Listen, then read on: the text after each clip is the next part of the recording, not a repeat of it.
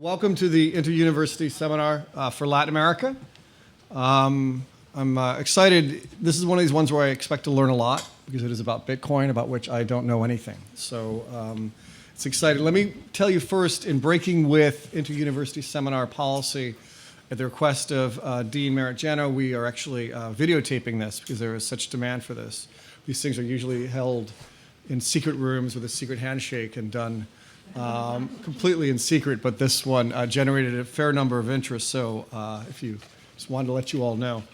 By way of introduction, let me say first that on your seats there is a list of the upcoming events that the Inter-University Seminar is putting together. I invite you to attend them. Sarah in particular has put together a great list this year of speakers on art, on issues of justice and constitution drafting.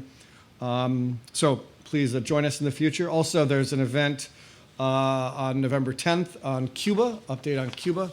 Actually, a former student of mine with, if you speak Spanish, the unfortunate last name of Ajo. And that will be November 10th, 6 to 8 at the 802 at the International Affairs Building. But let me introduce our speaker and our discussant, if you will. Nathaniel Popper is a New York Times reporter who wrote a book called Digital Gold. I want to get the whole title here. Bitcoin and the Inside Story of Misfits and Millionaires who are trying to reinvent money.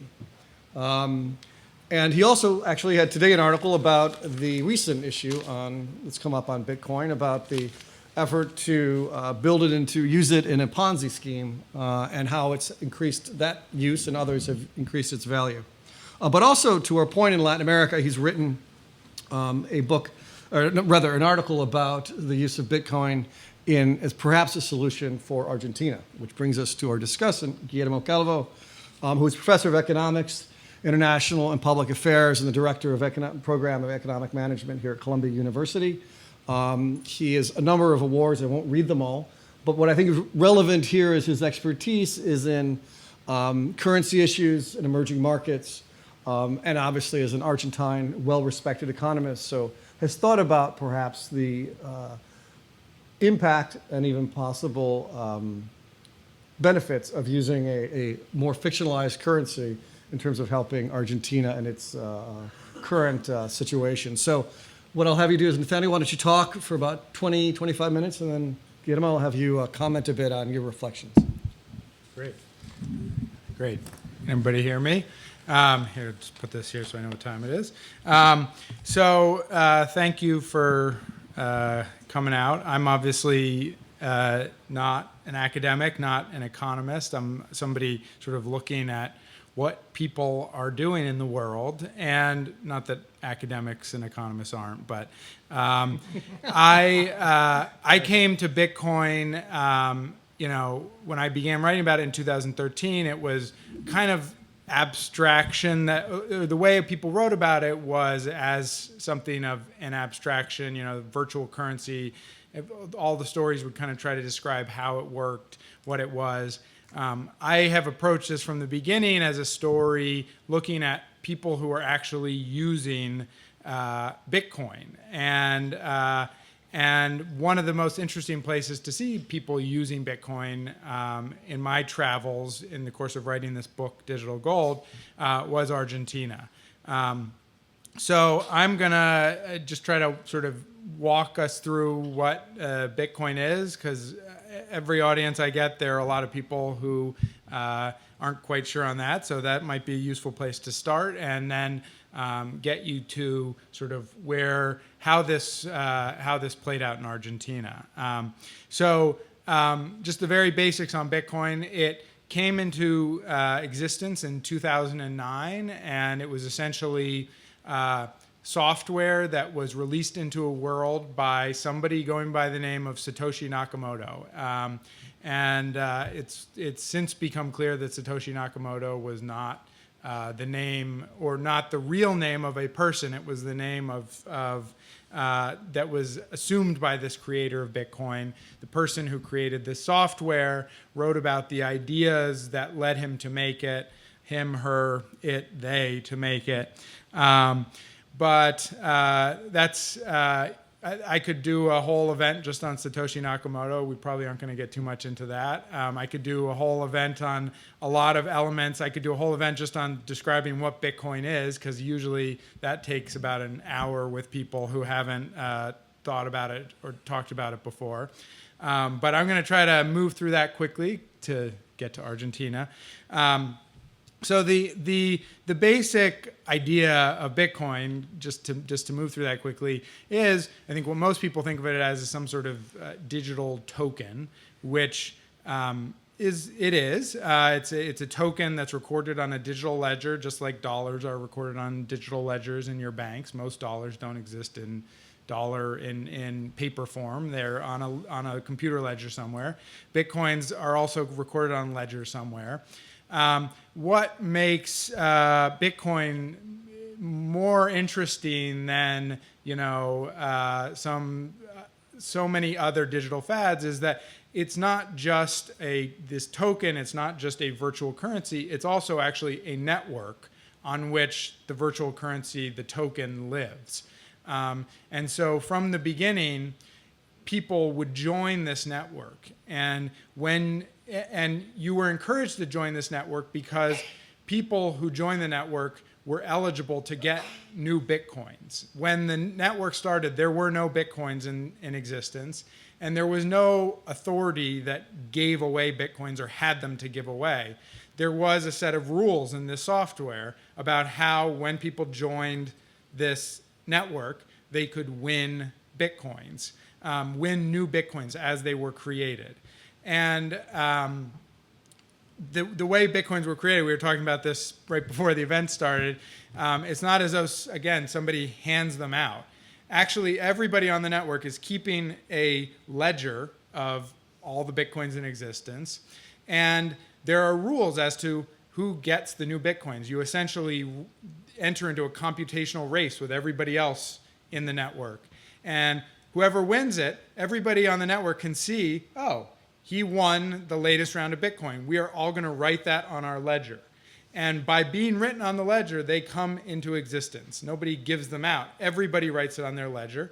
And if people disagree, if some people think he won the race, other people think she won the race, whoever has more than 50% of the votes, basically, they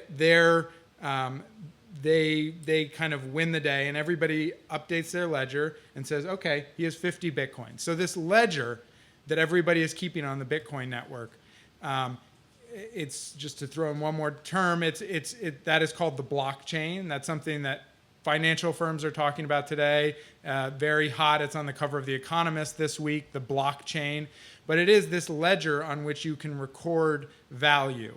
And Bitcoin brought it into existence, and the methods through which that ledger exists and is updated, that is what makes people very excited about Bitcoin. The token, the virtual currency, it is the first thing to be recorded on this ledger, and new Bitcoins continue to be created. But that ledger is viewed as something that maybe we'll be able to record other valuable things. Maybe we can record real estate transactions. We can record taxes. We can record US dollars. As I said, we could spend the entire night just talking about what Bitcoin is and how it works, and how can't somebody just come along and create new Bitcoin? There are many questions. I mean, it took me, 6 months into my reporting before I kind of understood why this worked and why it was special and why it was something unique. But we're not doing that tonight. So that's as much as I'm going to say about what Bitcoin is. Satoshi Nakamoto, when he created this system, put this software out that everybody could download, a large part of the interest he had in this network was that it provided a financial network and a currency that could exist without a central bank and without a bank of any sort. So this was right after the financial crisis. People hated Wall Street. People hated the Fed. People hated a lot of things. And Bitcoin was viewed as a way to have money that you didn't have to rely on a central bank for. You didn't have to rely on Wall Street for. You could send money directly to somebody on the other side of the world just like email allows you to send money to somebody on the other side of the world without going through the post office, right? So as email is to the post office, so Bitcoin is to banks and central banks. It's a decentralized way to use and send and hold money. And so this was a very ambitious and political project from the beginning, and was about circumventing central banks and Wall Street and the financial industry. The first real use of Bitcoin was less high-minded. It was something called the Silk Road, which was an online marketplace where you could essentially buy all the things that you can't buy on eBay. So heroin, cocaine, marijuana. And Bitcoin basically allowed the Silk Road to exist because it allowed you to send money to your dealer in Amsterdam or in Canada. And PayPal and Visa didn't really let you do that. Bitcoin, because you could send money directly to that person and there was nobody standing in between, Bitcoin made that possible. And so you'd send your money and then the person would send your heroin, and everybody was happy, more or less, except the person's parents who got the heroin. So that was the Silk Road, and that was really the first time people began to use Bitcoin, began to see this is actually useful. This does something that I can't do with the existing financial system. And so Bitcoin really took off after that, and that was, for a while, the main thing that people were using Bitcoin for. Late in 2011, a guy out in Argentina, who I write about in my magazine story, a guy named Wences Casares, an entrepreneur who's sort of been around the block, learned about Bitcoin from one of his friends. And it wasn't for using drugs. He actually owed that friend some money. The friend had bought a school bus. They were going to do a road trip with a bunch of friends down to like Tierra del Fuego. And Wences needed to give him money to pay for his part of the bus. But as some of you may know, if you've tried to send money to Argentina, the banks don't make it easy. If you send money to Argentina, you're probably going to be waiting, 6 weeks to get it. When you get it, you're going to get paid at the official exchange rate rather than the unofficial exchange rate. And so, you'll lose maybe 40% of your money in that transition. His friend read about Bitcoin. I think it may have been through a story about the Silk Road, and said, why don't you buy some Bitcoin in Palo Alto where you live and send me the Bitcoin for what you owe me. And that day, his friend had the money. Instead of waiting 6 weeks. And so Wences became obsessed with Bitcoin. He's an entrepreneur. He thought, this is amazing. This could change everything. If I can just send money anywhere in the world without anybody being able to stop me, I mean, sure, you can buy drugs, but think of the other things you could do. Wences also had grown up in Argentina, had lived through, I forget his count of it, 4 bouts of hyperinflation in which he'd seen his parents' wealth sort of evaporate essentially overnight. And his parents would seek out other more stable assets. Everybody obviously would try to get dollars. Wences's business partner was from Venezuela, and a guy named Mickey Malka, who's a venture capitalist, a Venezuelan guy who also lives in Silicon Valley. Mickey's family would buy cars to hold their wealth because that held wealth better than the Venezuelan currency. And so Wences thought, what if all the Argentinians who are now buying dollars could buy this digital currency and hold the currency in a wallet that they have access to with their private password, and the government can't come in and take it. If the government decides to devalue the peso, those Bitcoins are still there. If the government, decides to take 10% of every bank account, as they did for a time in 2001, they can't do that with your Bitcoin account.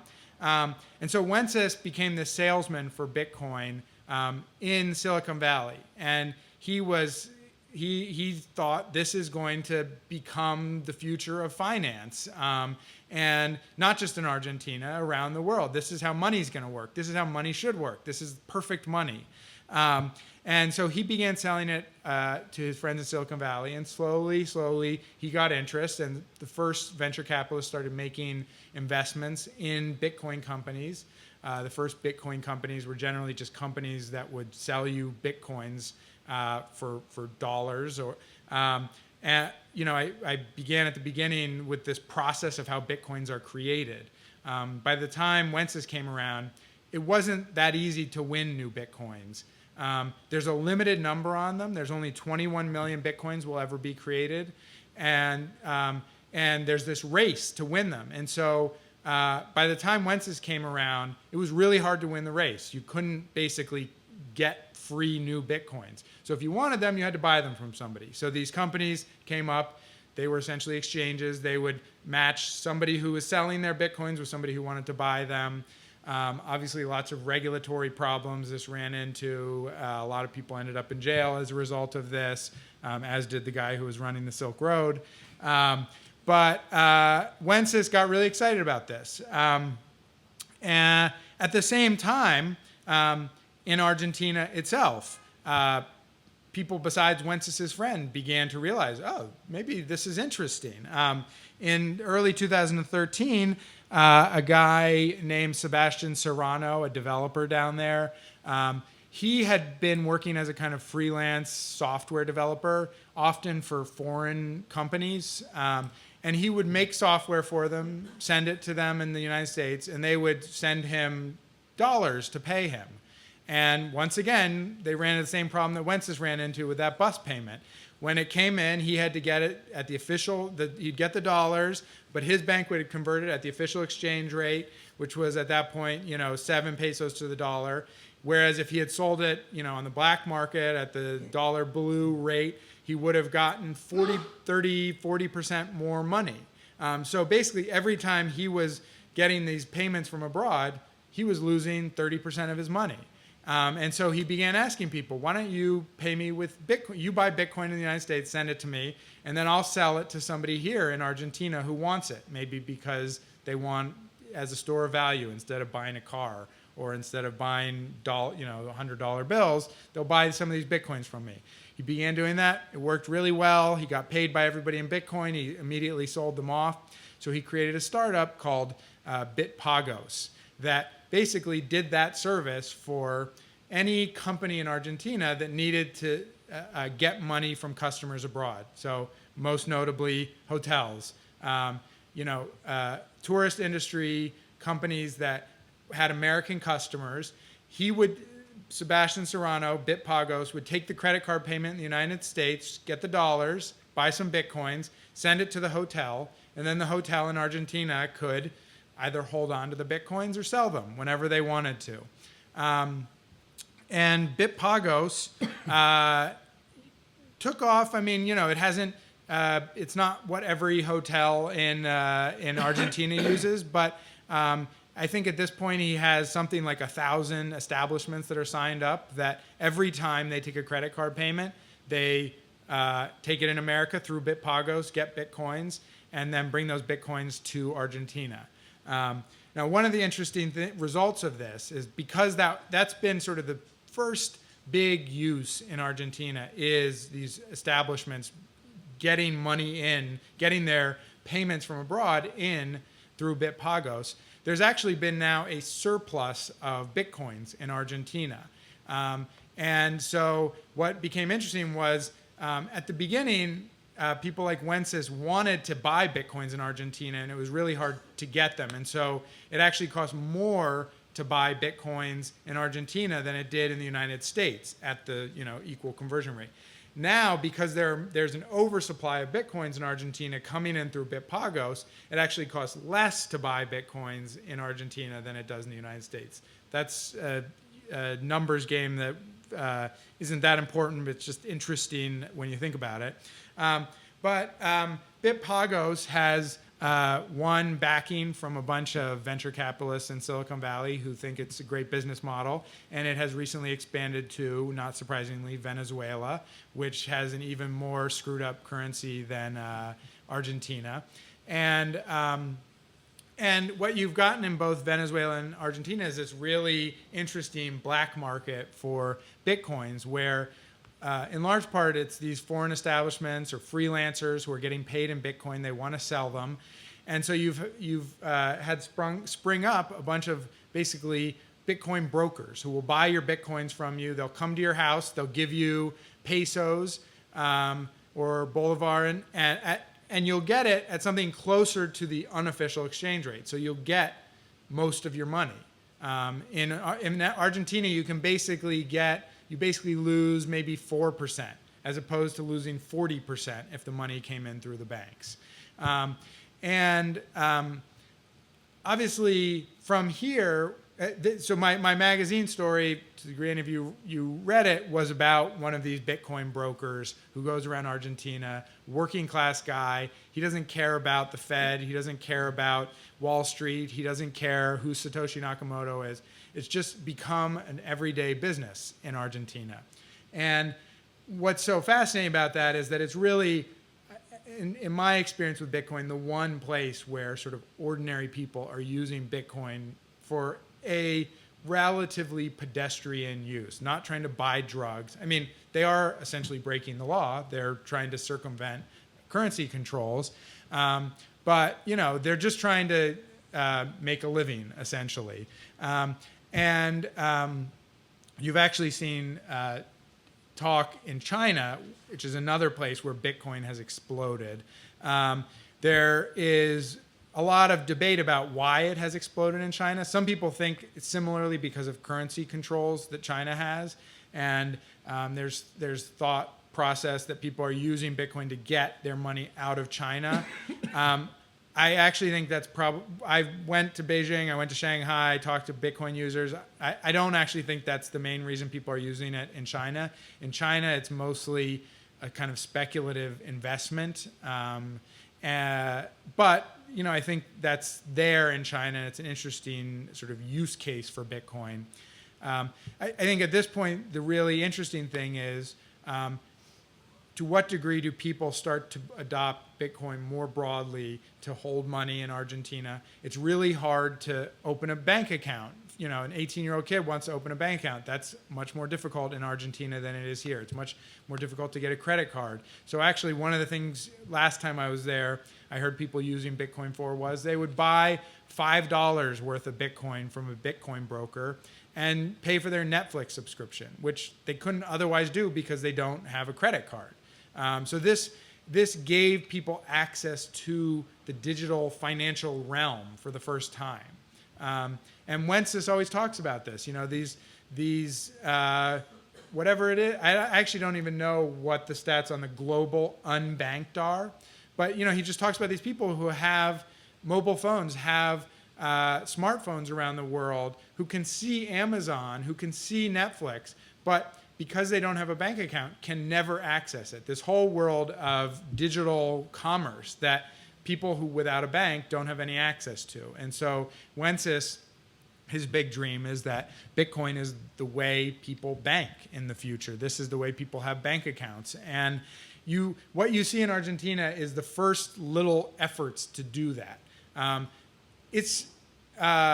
It has a long way to go before it lives up to those big ambitions. I would bet that maybe 20,000, 30,000 people in Argentina are using it. This is not like a great populist movement in Argentina. You still have to be pretty sophisticated to figure out how to sell the Bitcoin once you get them, and how to open the account.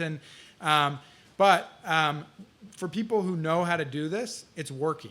And that makes people think that companies are going to figure out a way to make this easier to use for a lot of people who aren't sophisticated enough to open the account and figure out how to sell them. And so there are a lot of efforts underway to do that. Something like $1 billion just over the last year has been invested in Bitcoin startups from Silicon Valley, people trying to make it easier to do the kinds of things that I just talked about people doing in Argentina. I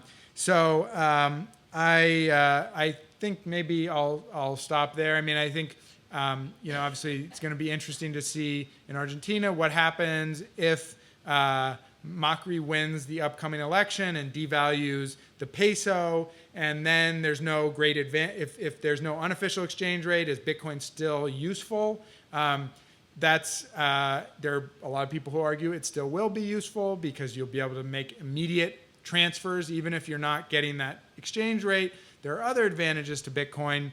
That's, I think, more hypothetical. As I mentioned at the beginning, what interests me is what I like so much about this Bitcoin story is that you can see people using it. It's an economic experiment that is alive. And you can see what's happening. And it's proved people wrong. It's proved Bitcoin believers wrong. And it's proved Bitcoin critics wrong. But it's happening. And so you can see it. And as a journalist, I love that you can go and watch people evade currency controls. You can watch what happens when a currency comes into existence. You can watch how value comes into existence or doesn't come into existence or disappears, because that has also happened in Bitcoin. But it's a living economics experiment that's unlike too many others that I've seen. So I'll stop there and interested in... Yeah. Well, now we'll hear Guillermo's perspective. And you have a PowerPoint, so let's move over there so you can we don't get. How do I get the PowerPoint? Hmm?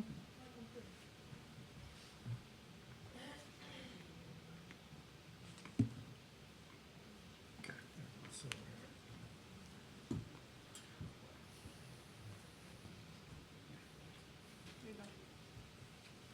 One at a time. No, that's fine. That's fine. Now what do I do? I just push it? Yeah. Okay. Okay, Nathaniel, really wonderful. That's something that journalists can do. They take something which is abstract, difficult, and make it alive. Whereas us academics, after we talk, you feel that there is a veil of death covering. So it could be boring. So I will try not to be boring. There are so many issues and interesting issues that you raise in your presentation and in your articles. I have not read your book, but I read your articles, and that I can just focus on that and think about Argentina. Actually, I'm coming to this session from one where we discuss elections in Argentina. So I can tell you a little bit about the probabilities of Macri if you are interested, because I think they might have a lot to do with the survival, the incentives in Argentina for the use of this new currency. But I thought, I mean, my comparative advantage is, if you wish, to talk a little bit about the Bitcoin as a unit of account, as money. That's why I made a presentation. The first place, as we have become now aware, given the fluctuations in prices, the Bitcoin, this is the market price of the Bitcoin, so some people really made a lot of money, a killing, and then they lost a lot of money, really. And now, I don't have the latest, but this is where we were maybe a couple of days ago, and it went up a little bit like that. So it was around 300, right now it's around 400. It's very tiny compared to what you lost. So it's a highly volatile, momentarily, a kind of money.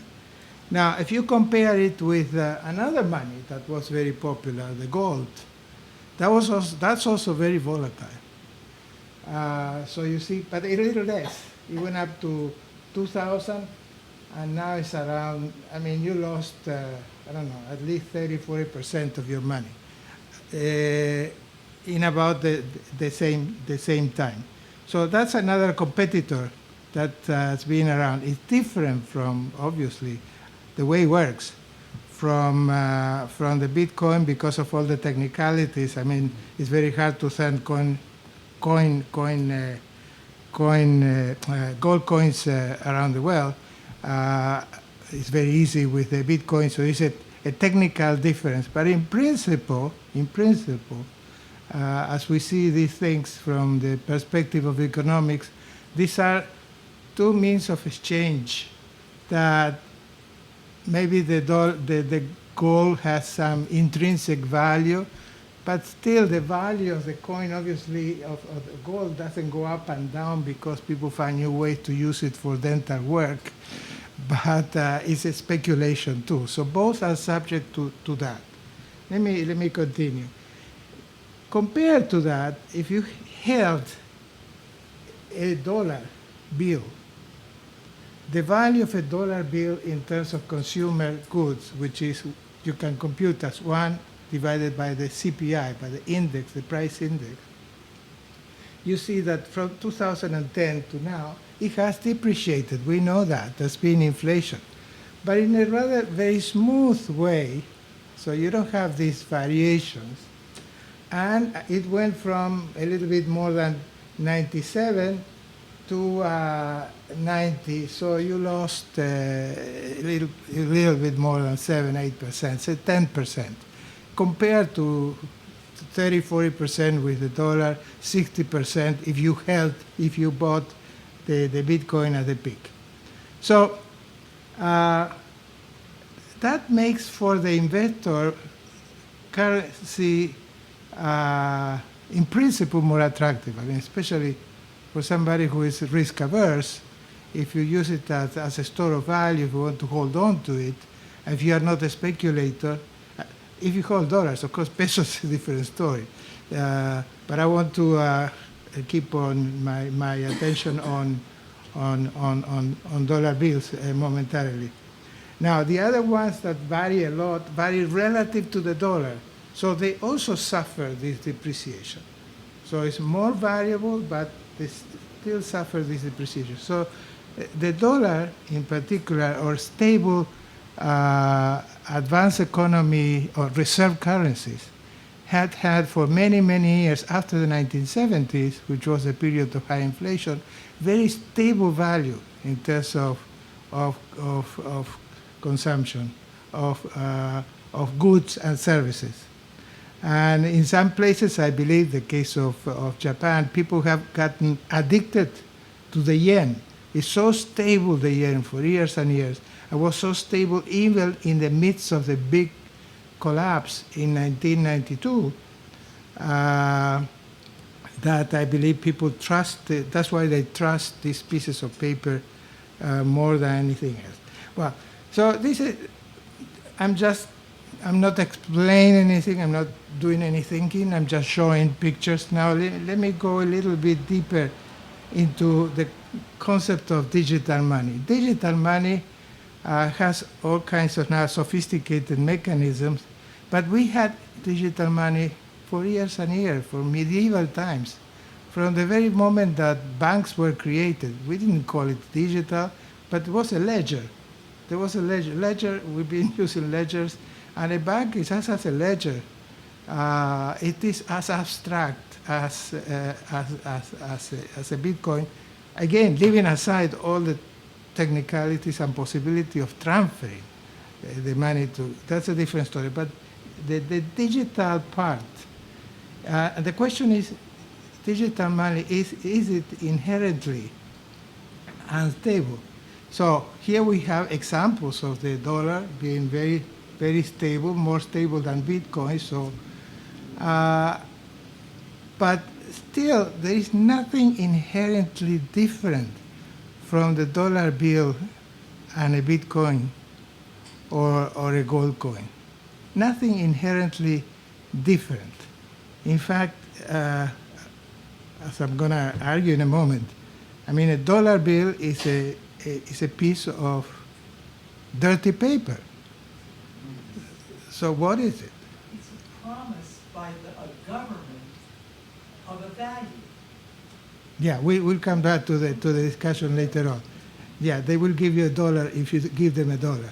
That has no, that's all the promise. So if you have a worn out $100 bill, they will give you a new printed dollar bill. But let's discuss that because I have something to say about that. I think these are the kind of issues that we discuss in macroeconomics, say. So I'm coming from the other end. So then we can discuss whether that's enough or not. But same thing is, in principle, the question is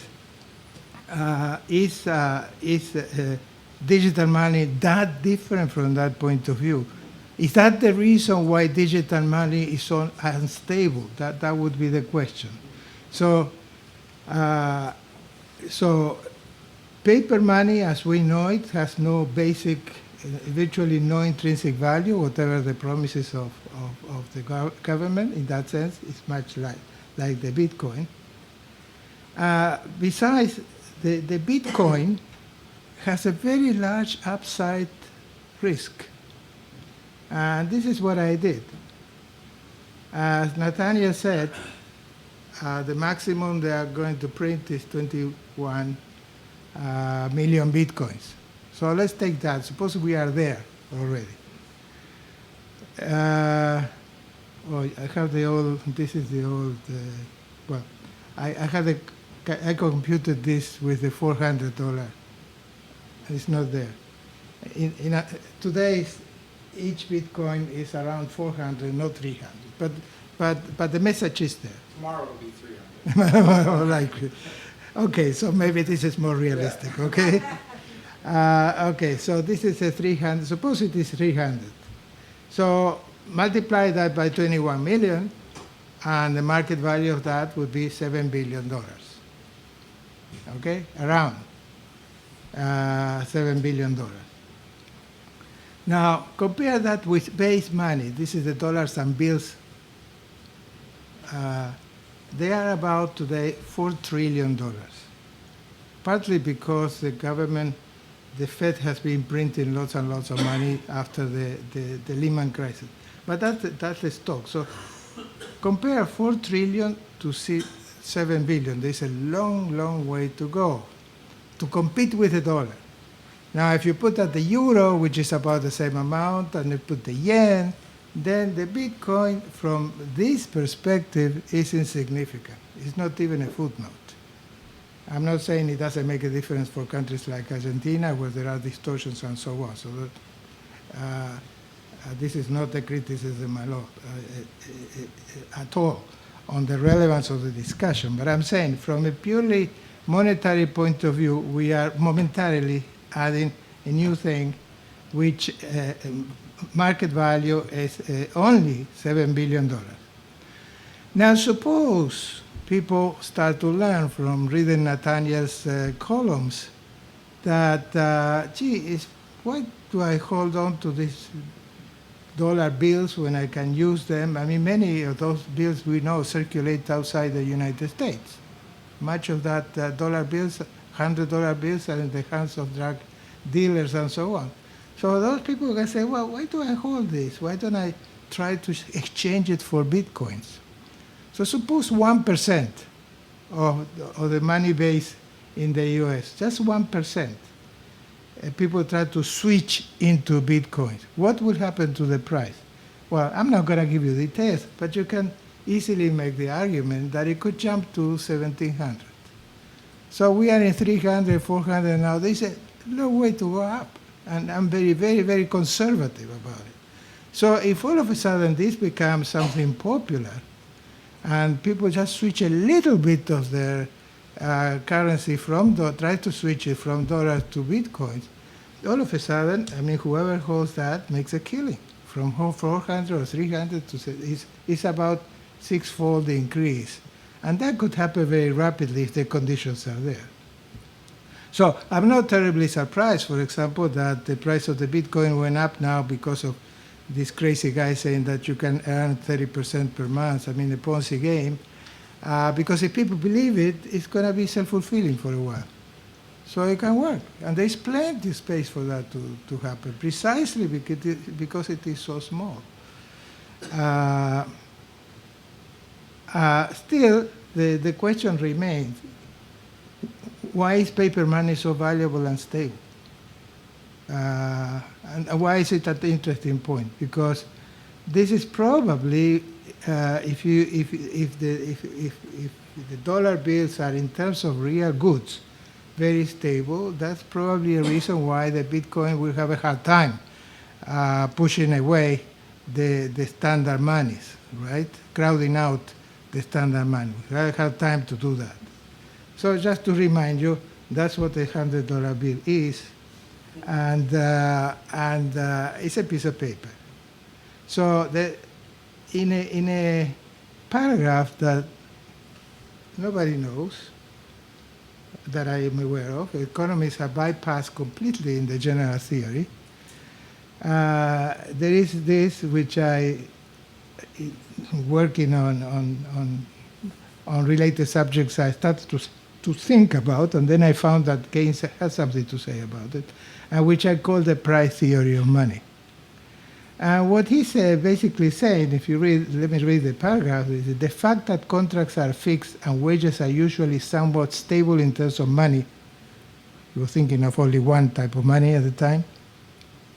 This is the general theory. Unquestionably plays a large part in attracting to money so high a liquidity premium. The liquidity premium for Keynes, and that was a problem that he thought very deeply about, was precisely how to explain that a piece of dirty paper could have command on real stuff. That with a $100 bill you can eat, for example. So his explanation, there are other explanations, one of which is related to the one you raised. We can go back to that, but there's certainly the microeconomists have paid attention to that. There is this one which I find it very appealing for macroeconomics. It's simply saying, you know, the difference between the dollar and nowadays and the gold coins is that now people set their wages in terms of dollar. My wage at the university is for one whole year set in dollars. And many prices are set in dollars for a period of time. Actually, there is a very recent paper in NBER, National Bureau of Economic Review, or somebody who went out and looked at online prices to see if they were sticky. I mean, you go online on Amazon and you see some prices. Now, they could change the price every day, but they don't, apparently. And actually, the price they set in this online commerce is as sticky as the one that you see in the stores downtown. So price stickiness is something that we live with, we take it very naturally. What does it mean? That price stickiness is what we are doing, is giving a backup to money, us. The value of money is us. So that's a big difference with other units of account, with other currencies. The Bitcoin so far doesn't enjoy that, because one thing is to set prices in dollars and then you pay with Bitcoins. Another thing, and I think that's what could make a big difference, is when people get so used to the Bitcoin that now my salary is now set in Bitcoins. That would make it a big difference, because that would make the big Bitcoin stable. Because changes like this will have a very big impact on the demand for goods. So if there is a depreciation of the Bitcoin and we all set and prices are set in terms of Bitcoins, that will make a difference to the demand for the goods and so on. So that gives a very natural backup to money. And I think that's where we are. So going from there to a situation where the Bitcoin is the king, it will have to face that barrier. Okay, so this is what I just said.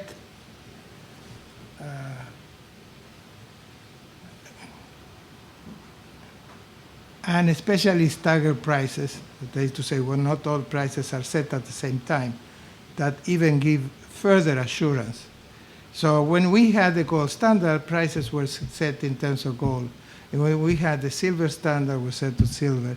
And whenever any money dominated in say, places like Rome in the past and so on, it was set in terms of a given currency, in terms of that currency. So I suggest that we should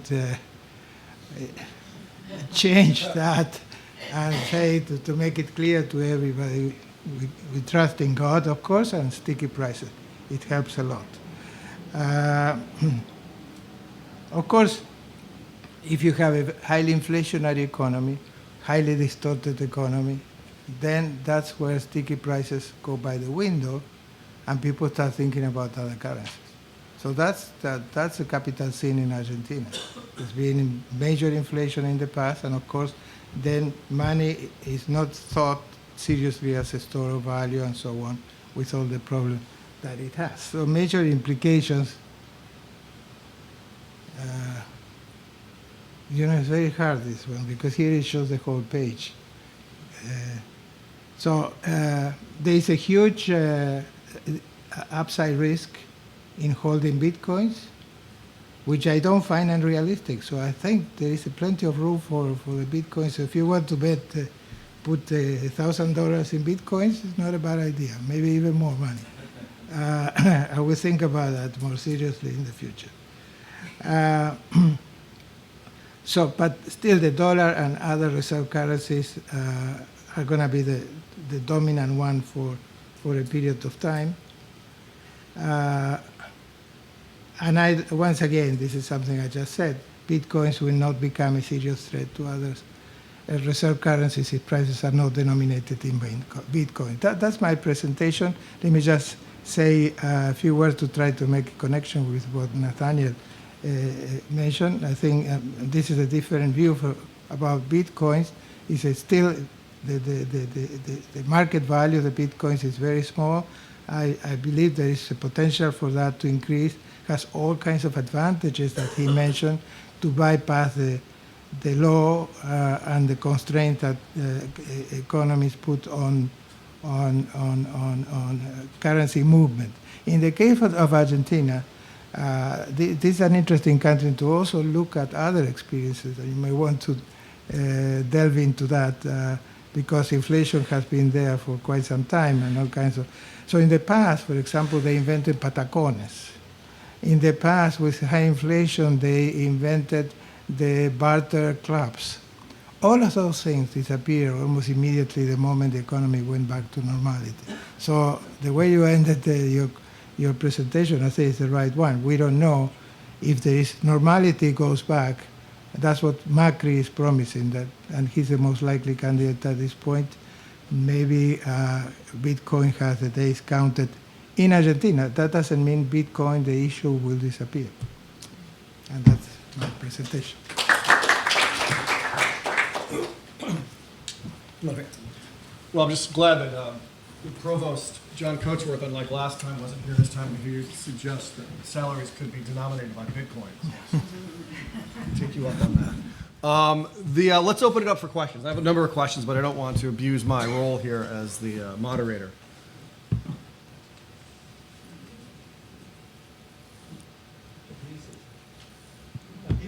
I will. I guess the first thing is the legal issue. You had mentioned, these are in fact subverting national law. Maybe, the argument is these national laws are illegitimate to begin with, controlling currency flows. But, is there a risk that somehow a government may just say enough is enough? Is there also does it breed a culture of illegality in this? Your article talked about sort of the anarchists and sure, people with a real axe to grind who are involved. But what does the illegality mean of this? Governments have already, actually Taiwan, I think, just recently, I think maybe last week, said that they were outlawing Bitcoin after a tycoon was kidnapped and his the ransom demand was in Bitcoin.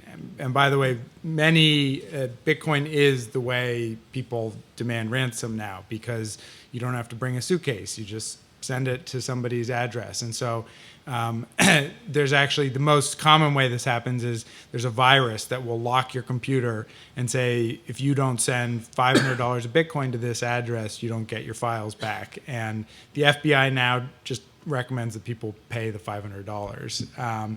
And there's a report out that that this crypto locker, crypto wall has gotten ransom payments of something like $325 million. It's been going for 2 years now. But to Taiwan, which tried to make this illegal, I mean, the question is, what does illegal mean?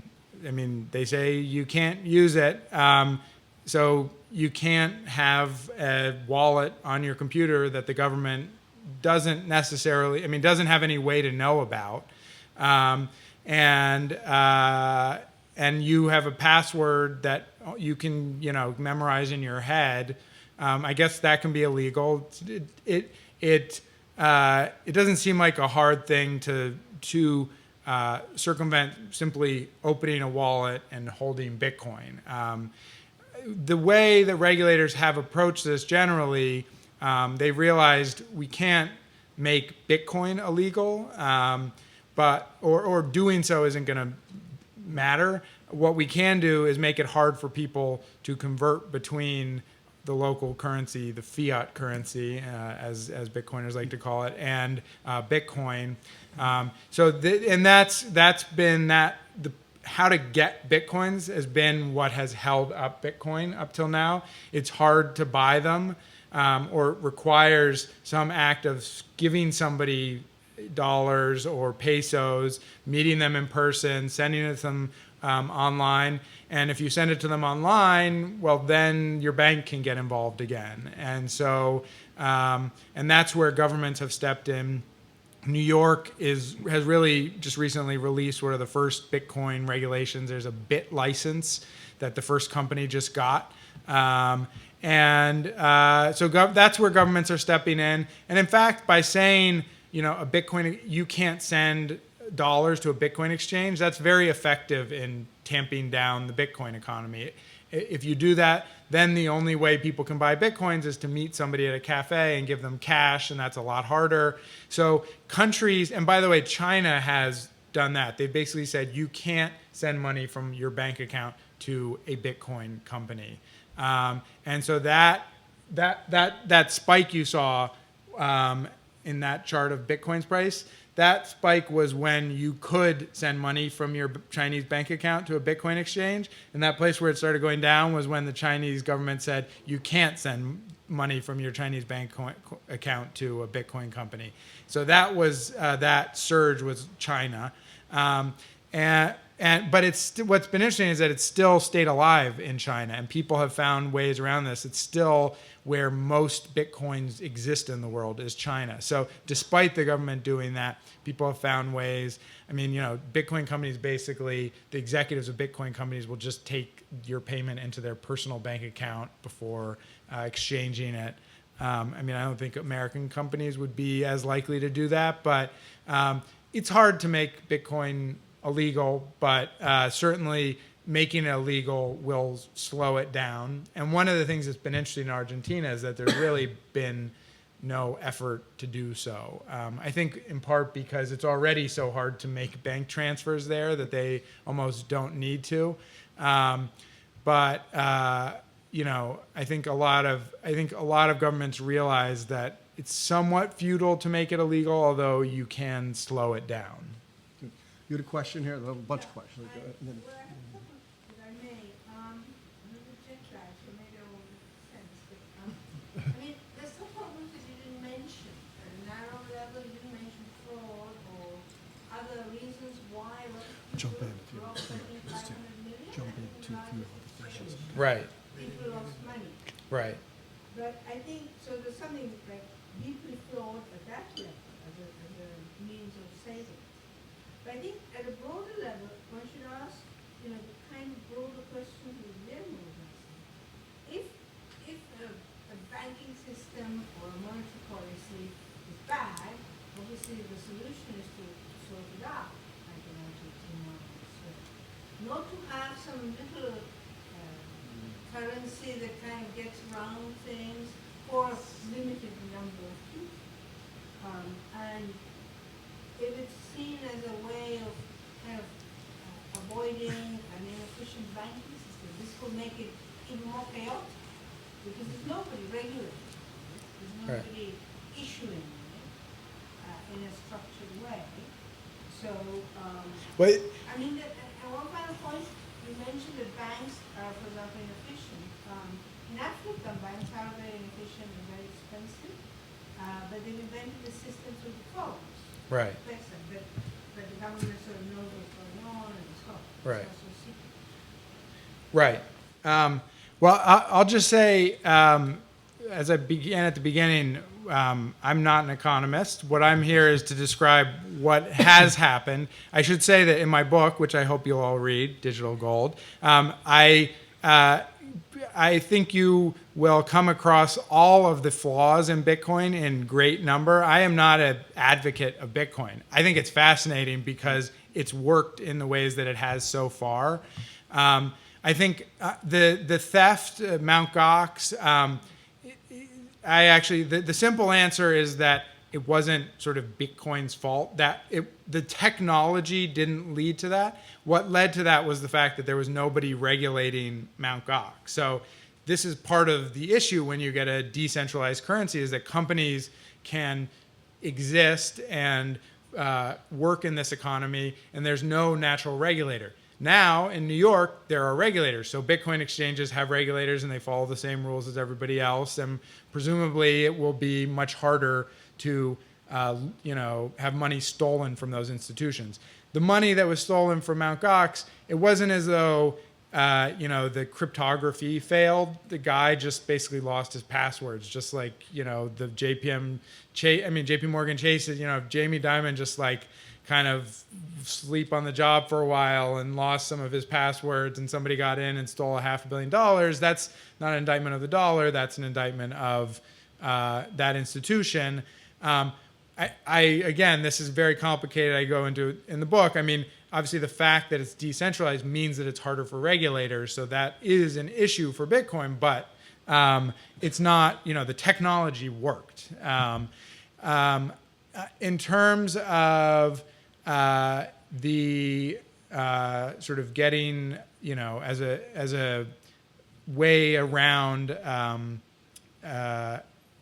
rather than dealing with the issue of a currency. I mean, I would argue, again, I'm not an economist, but I would argue that so far, waiting for Argentina to sort out its currency problems has not been a great bargain for its citizens. I mean, yes, it would be better if everybody ran their currencies perfectly.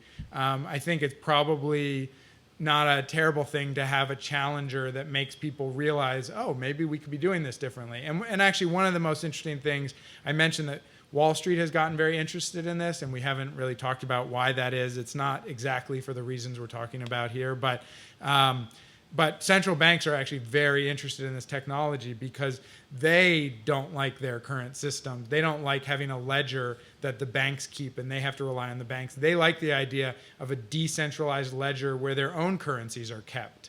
And so the Bank of England has begun talking about this. They don't necessarily use Bitcoin's decentralized ledger, but they look at that, see something that maybe provides an improvement over their ledger.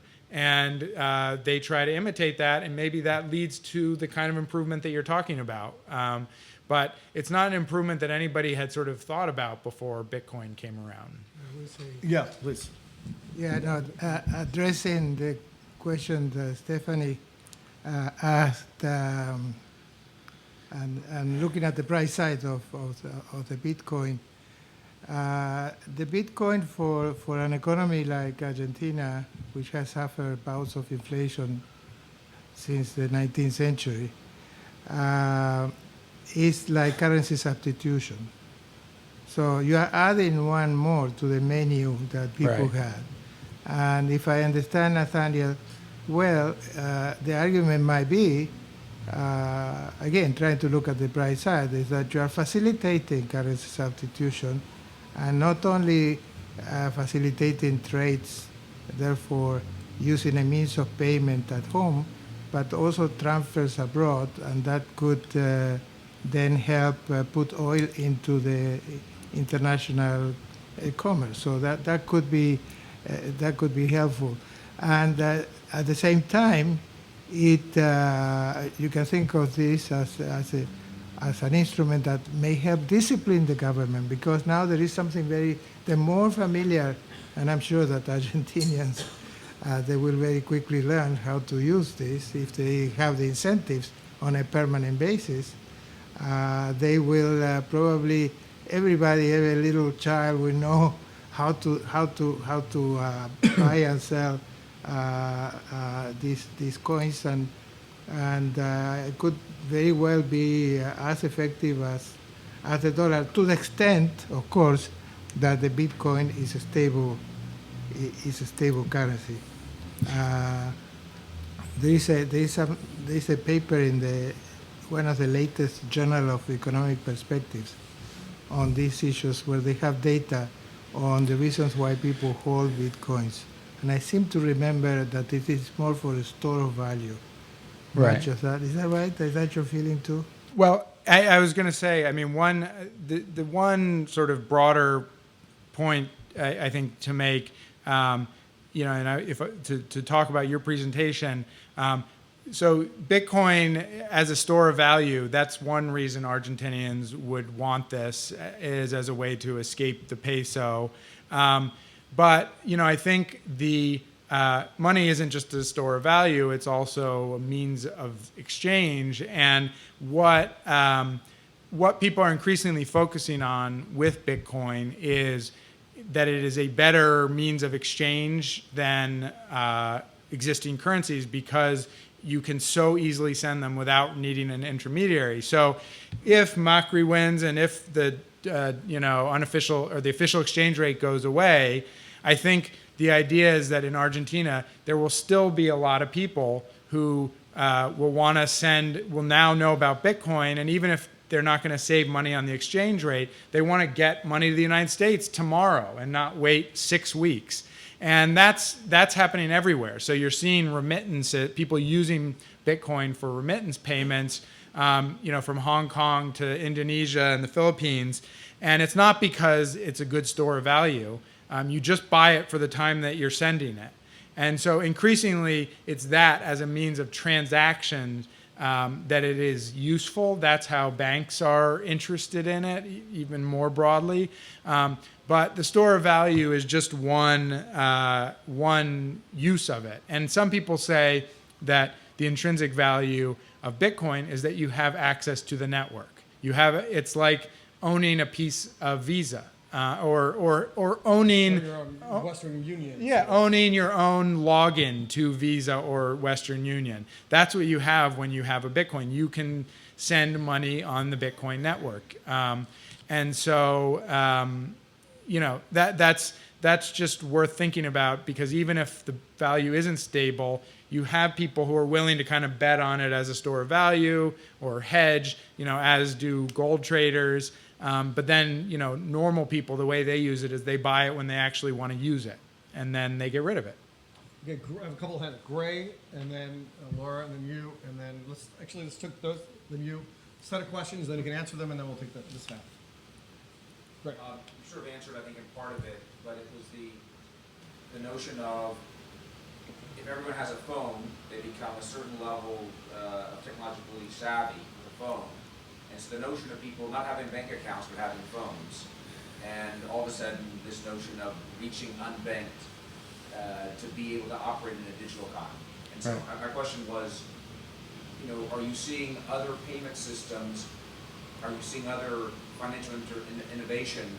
Who would be the key, maybe potential competitors to Bitcoin? Are there other systems like Bitcoin in any way that are designed to reach out to the unbanked for transfer? So just Hold that thought. Let's Laura. My question. Hold on, Laura first, and then. Mine is triple. First of all, people are telling me, okay, who gets the profit on promoting the Bitcoin? What percentage of it? How do they get the money? Because if once is promoting it, he's obviously making money for doing it, and so are the other people promoting it, other than trading in Bitcoin. So where is it? How much is it? The second is, what do you think any of the panelists of the idea that Bitcoin is in fact closer to going to be more stable in the long run because it's much closer to the true purchasing power of money, because instead of doing exchange rates on goods traveling and trade, it's in fact including services. And that should make a different way of figuring out the value and the stability of Bitcoin as compared to other stores of value and means of payment. And the third is, in a sense, this isn't new. For a long time, all you had to do in medieval times and even now is have someone pay you and have some money for something, and he'd write his brother-in-law at the other end. No currency would move, but the brother-in-law would take care of it. So I'm not certain what's new about this. Maybe we should stop there because I definitely won't remember Okay, beyond let's do that, those two. And you get that second question, I think, in there. No, it's all for you. You reminded me what you mentioned, which is M-Pesa in Kenya, has been sort of viewed as the best. This Kenyan cell phone system where you can buy mobile phone credits, and people basically use the mobile phone credits as money.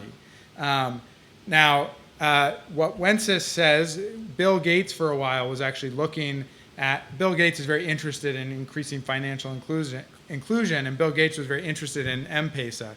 And what Wences, at the end of my book, if you read it, what challenged Bill Gates with was M-Pesa is charging these people 10% every time they take their money in and out of the system to basically get access to the money.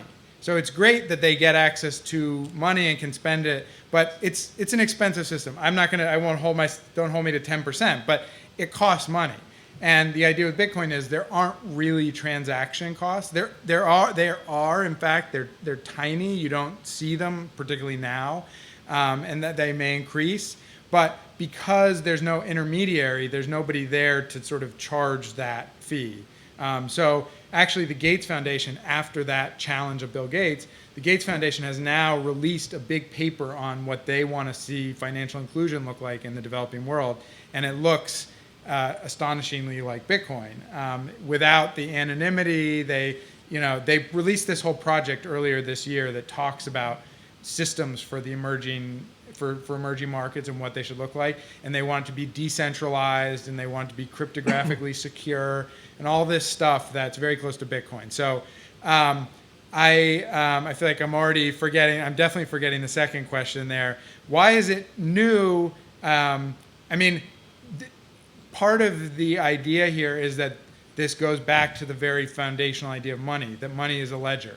And that is the guy who I think is probably Satoshi Nakamoto, the guy who created this, is somebody who'd been writing for years about the history of money and thinking about how ledgers evolved over time. And that Bitcoin was very much just a new ledger that allowed you to keep things cryptographically secure and send money to people who you don't know and don't trust. So it isn't anything new, except that when you had a ledger in a small medieval town, you couldn't send that money to the United States if you wanted to. And now, theoretically... Well, there's also the element, too, in medieval that you mentioned, the brother and the brother-in-law, there's a built-in sense of trust. You can do it anonymously. That is not possible. It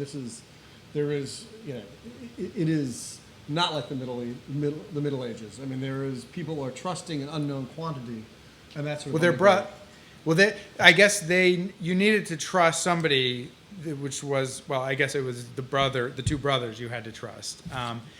I just know very quickly on the promotional thing.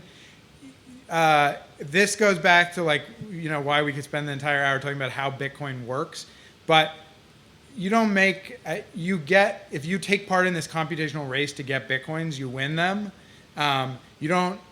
They're free if you win them. Once you have them, they're just worth whatever anybody's willing to pay for them. So when Wences bought Bitcoins, he bought them from somebody who had mined them, and then he owned them. And if he promoted it and the value went up, they were worth more, and he could sell them. The same way that a gold promoter, the same way that Glenn Beck buys some gold and goes on TV and talks about gold. And that's a reason to be suspicious of Wences. That's a reason to, take everything he says with a grain of salt. Because, as he says, I've put an amount of my net worth that is borderline irresponsible into Bitcoin, and that's like over $100 million. Of course, to him, that's a sign of his conviction. to you, that might be sign that now he's just talking his book and everything he says from now on. But the way he benefits is if the value of Bitcoin goes up. There's no promotional scheme involved in Bitcoin other than just what you can get for it when you sell it. Okay, two more Well, questions. Wait, I'd Yeah. like to jump in on this thing because let's be careful with identifying ledgers with Bitcoins, although Bitcoin has a very important element of ledger. But one first historical antecedent of ledgers is obviously the banking system. But the banking system, the ledger you have in the banking system, has a fixed exchange rate vis-a-vis the dollar. So you are anchored to the dollar. You say, I have $100 in my bank account. That's a ledger, and unless there's big problem with the bank, you're going to get the $100. That's not the kind of promise that you get from the Bitcoin. You get a ledger, but the relative price of that Bitcoin is not insured at all. So it's a difference. And I don't want to enter into technicalities, but when you have a difference like that, then all the vulnerability of lack of substance, of a means of payments that does not have a lender of last resort of some sort will come up. So I don't see why the Bitcoin will become more stable. It's still, there's a nice kind of technical paper by Frank Hahn, who passed away about 1 or 2 years ago, a famous British economist, where he makes a very simple argument. He says, money that doesn't have any substance, like the Bitcoins or maybe the paper money, unless you have a lender of last resort that give you goods, pastries for your money at one point, can have zero price right away. Because if it has zero price, nobody wants to hold it. Therefore, it has zero price. So there is always an equilibrium where money has zero price, unless there is something to backing it up. That's why I put so much emphasis on price setting. Now, so far, the Bitcoin doesn't have price setters. And so its price can go up and down, and it could go down to zero, and right? That's another possible equilibrium, and it's dead, right? Right. Not that it will happen, but it may happen. Right. But with let's the see. $100 bill, it's going to be difficult that it go down to zero, because we can still go downstairs and get a Coke. You see, somebody's making a commitment to giving you a Coke. So it cannot go to zero, the price of the standard money. You've had your hand up forever, but I saw you from the bridge. You didn't need to wave it the entire time. So a couple of years ago, my daughter was living in Argentina. We went to visit her there. Everyone was, and we did this too, they weren't using Bitcoin to change money, they were using Zoom.com. Zoom.com, you connect it directly to your bank account, and you can exchange money that way. You get a Blu-ray, and all the kids were doing it. We did it too. It's very simple. It's a publicly traded company. It's legal. You don't even need Bitcoin Right. to do that, and it seems an alternative. It was I think if I'm not Hold on, let's yeah. see. Hold on, Okay. because we do have to wrap up. curious. Yeah, go ahead. So you had your hand up? Yeah, I just have a question about the debate around scalability right now. So what do you think are like the main political implications about increasing the block size? Like in terms of, I know it's not a super fast question to answer, but like, what's your Hold on to that. I want to go back to the first question that was raised and say, I want to thank you for this presentation. And what you have pointed to is something that people are using to adapt to an economic system, a banking system that is broken. But that's not the only example in the world where an economic and banking system is broken. Guillermo, you are using the United States, which is perhaps one of the few examples where this system is working. And I would like to suggest that what university seminars are all about is to thank you, because if you follow Bitcoin, it's an interesting story. The real problem is what's going on in the world, where the economic system we think we are following is broken in country after country, and theoretically these seminars were started to tackle these issues and not to go off and follow the little details of what's happening. That realistically becomes reporting, which is a good job, and I'd like to suggest to the organizers of this seminar, in terms of the broader university seminars, this is an issue that should be put on the agenda for discussion, because this is serious. That's typical. You ended up sort of going down to, ended up insulting him in the end. I didn't quite get that one. You and then you. Can you tell me in more specific terms what New York State has done in terms of Yeah, the licensing or whatever it is? sure. Okay, and last question.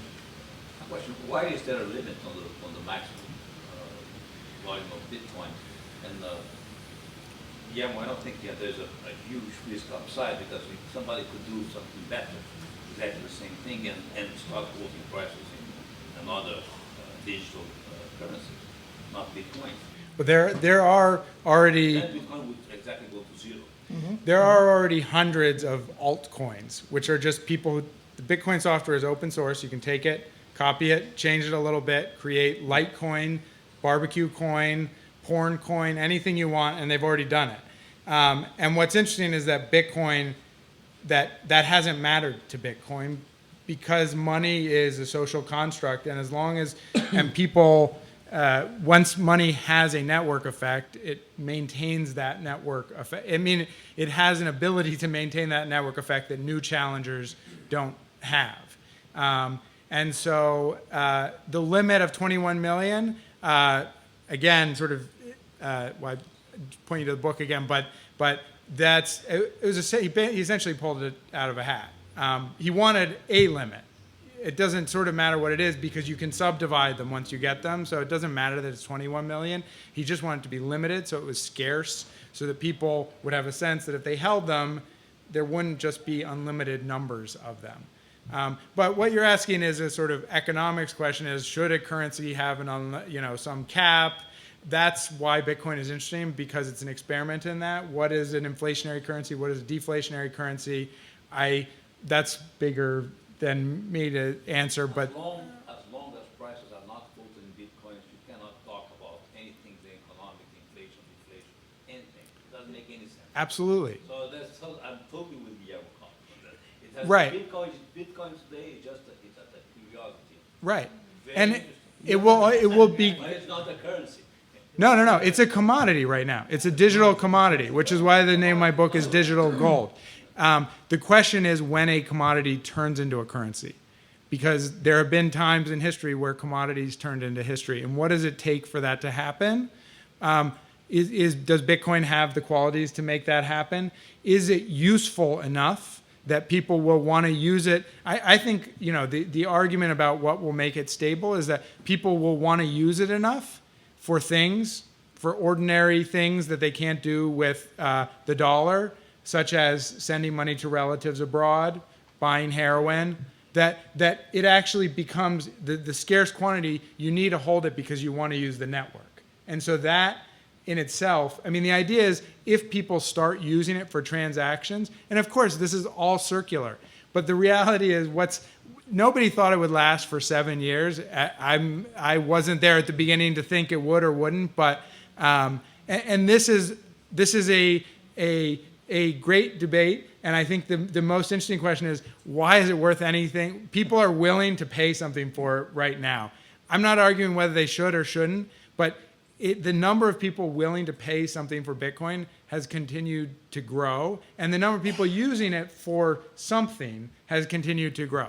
Why those two things are related, again, I'm not an economist. And that's the kind of question that is very interesting and that we could talk about all night, and I don't have the answer to it. On just very briefly on New York, I mean, basically what the BitLicense has said is that any company that's holding somebody's dollars and allowing them to change them into Bitcoins has to follow all the same rules that a bank does, essentially. So it has to keep all the same information on them. So basically, you can't buy Bitcoins anonymously. If you use the Bitcoins illegally later, they can trace you back to that Bitcoin provider and get your home address, your social security number. And there are other rules as well to make sure that you actually have the Bitcoins that you say you have. But that's essentially, that's the essence of it. I don't know if I'm an idiot or not. As to what the seminar should be discussing, I don't have an opinion on that. So you asked a very kind of advanced Bitcoin question, which is like there's this whole debate about the way data moves around the network. And that's kind of the big topic in Bitcoin, how many transactions can be processed on the network. Because right now, you have run up against the limit of the number of transactions that can run across the network at any one time. So people, which is a sign that people want to use the network. Right now, there can only be basically 7 transactions a second. And some people think you should be able to have a lot more transactions. And actually, the debate, interestingly, comes down to the debate about whether this should be a sort of commodity reserve currency or whether it should just be a means of exchange and people should be able to use it for lots of little.